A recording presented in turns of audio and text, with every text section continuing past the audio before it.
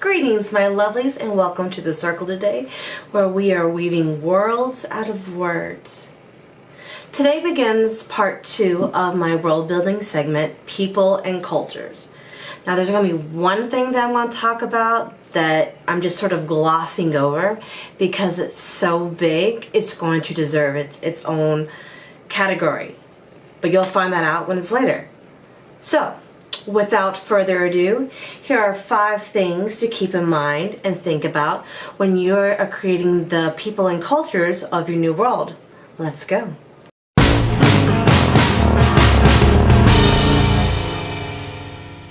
So last week we talked about creating your lands, locations, the basic setting of where your people are going to live. And if you haven't seen that video, I highly recommend you following the link below and watching that before watching this. So today we're going to talk about your people / cultures that are going to live in the locations that you are creating.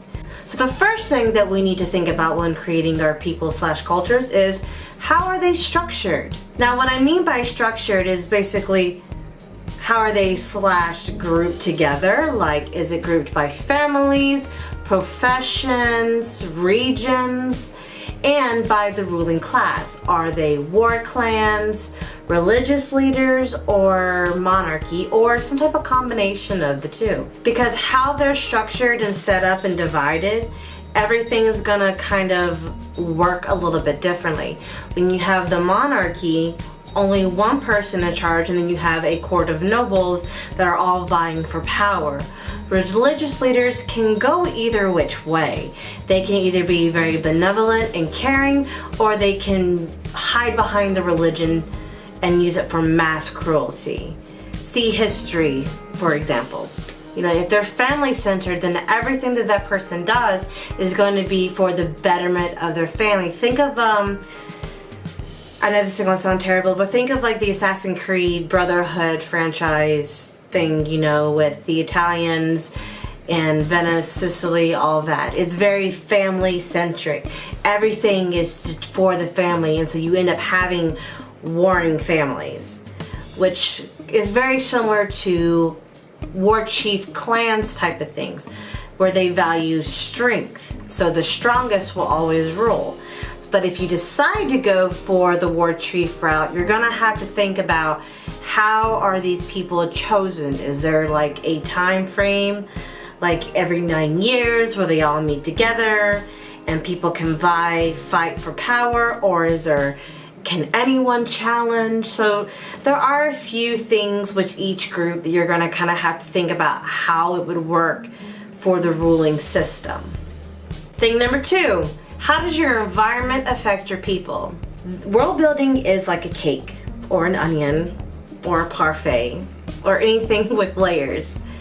Each one builds on top of the other. So here's where all the process that you did with your world actual land and locations is going to come into play.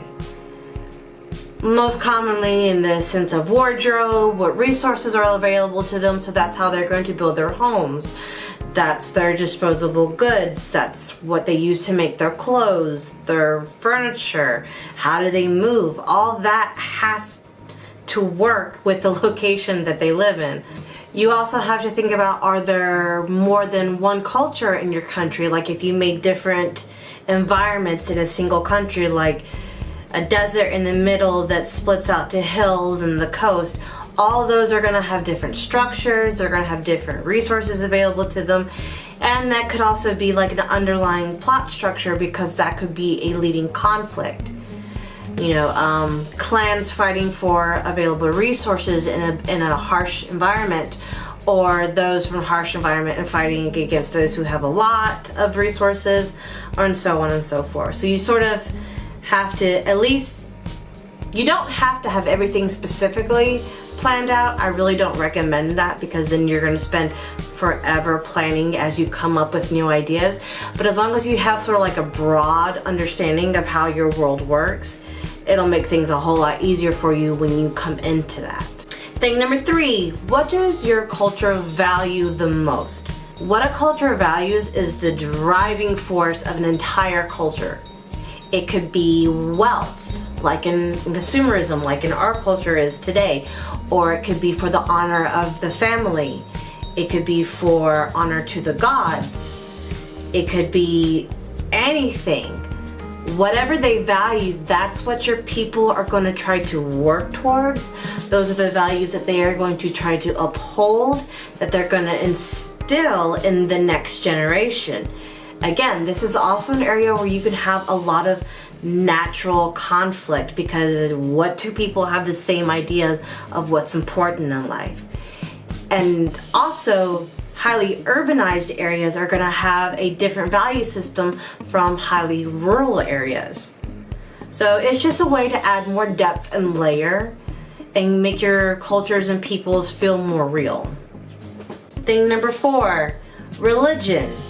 I am not going into that one today because it deserves its own category. But when you're thinking about your culture and your people, you really have to ask yourself one major question. Are they going to have a religion or are they not? Or is it going to be kind of like a meh, like there are some, but it's not that big of a deal? Because people who are highly religious will always defer to that. But if they decide to go logic like the Vulcans, then that's going to drive them as well. And that's going to help them. It's just two different thought process. Religion and the belief of the unknown is sort of going, fuck it, let's see what happens. Or highly analytical like the Vulcans. But you basically need to decide on whether or not your culture or people are going to have religion. Because if they're not, then you can completely skip that aspect and just move on to like the science and school portion of it. But if you do, then you have to create a whole religious system, which will be next week's video, so tune in for that. And our last thing number 5, how does your culture / people deal with outsiders? No culture is perfect. No culture is this bright, shiny, utopian things. And there are always going to be outliers, people who don't exactly fit into the social norms. So that could be regarding sexuality or regarding religion, income, family, or even just literal outsiders, people from another country. And usually how we treat those people historically and statistically is not nice. And when you have an ugly aspect of your culture, because every culture, like I said, has an ugly aspect, that just further helps to create a more sense of realism in your world.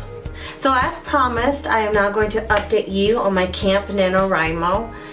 I'm realizing I'm not quite an everyday writing type of person because I struggle to find time to do that between work, gym, and spending time with my husband, but I am finding that I do better just having a word goal for the week. And roughly when you add up everything, it's like 5,000 words a week. And so when I just focus on that larger number, I tend to do a bit better, because then when I get into like a sitting mode, I can just and get it all out. This daily writing, while it's a good habit and most writers recommend that you do write every day, I'm just not a big writer every day. But at least I'm still going. So my progress is going pretty good. I'm a little behind, but I'm in spring break right now, so I don't have work. So I might be able to squeak in and bulk up my numbers. Although I really did kill it last weekend. I think I got 3,000 words in a day. Like, I think it was Saturday. Yeah, it was Saturday. So I'm more of like a weekend massive chunk type of writer. But things are going good. I'm flowing along. I am in the middle of block 2 of my work in progress, the Serpent Coils. So that's a lot of fun. But where I've written is kind of diverging from my outline. So I'm like having to stop and think, because there are some things that I did outline that I wanted to make sure that I included, because they're going to be key plot points later, and I want to make sure I don't just gloss them over for completely reimagining some other scenarios. I'm really bad about that. So that's it. Well, I hope you enjoyed that video today about the 5 things you need to think about when creating your people and cultures. If you have any other questions about that, please comment below. I will get back to you on those. And if you have any questions about creating a religion or even suggestions, hey, we're all here to help each other. Comment boxes, fill them in, fill them in. If you like what I do and want to help me keep doing it, please click on the link below and go to my Patreon page and become a supporter today. I have a lot of nifty things for you guys and exclusive content. Plus monthly videos about my new work in progress. You can also check me out on my various social media platforms here listed below, mostly Kate and Timothy or the Weaver Circle, whichever one you can find me. Come find me, come be my friend, let's chat. I would love to hear your thoughts. So, like I said earlier, I'm on spring break. I gotta go pick my dad up in a couple of hours. Well, yeah, in a couple hours. And then we're gonna hang out and have some fun. So if you're on spring break, enjoy it. If your spring break is coming up, hold on, you can do it. It's going out to you, my teacher friends. You can do this. You can do this, stay strong. Bribery. I will see you all next time. Goodbye.